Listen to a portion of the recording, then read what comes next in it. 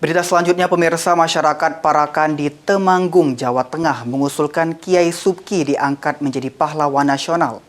Usulan tersebut berdasarkan sejarah perjuangan bangsa, yang dimana Kiai Subki dengan senjata bambu runcingnya turut andil dalam mempertahankan kemerdekaan dari penjajahan Belanda. Masyarakat Parakan di Temanggung, Jawa Tengah mengusulkan Kiai Subki diangkat menjadi pahlawan nasional. Usulan tersebut berdasarkan sejarah perjuangan Indonesia, di mana Kiai Subki dengan senjata bambu runcing turut andil dalam mempertahankan kemerdekaan Indonesia.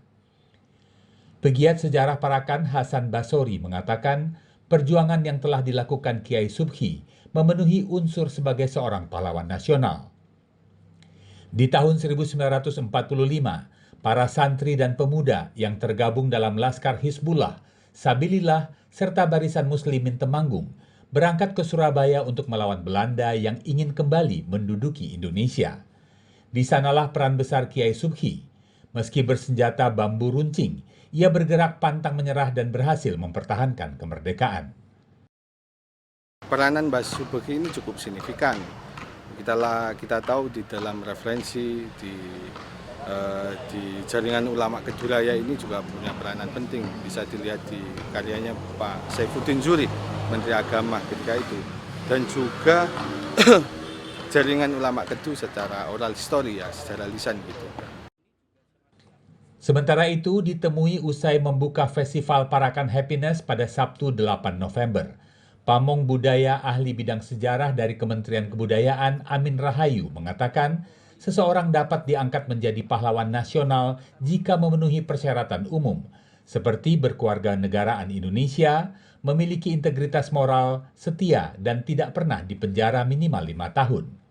Di sisi lain, yang bersangkutan telah meninggal dunia, pernah berjasa besar dalam perjuangan, tidak pernah berpihak pada musuh, serta melahirkan gagasan besar yang bermanfaat bagi bangsa.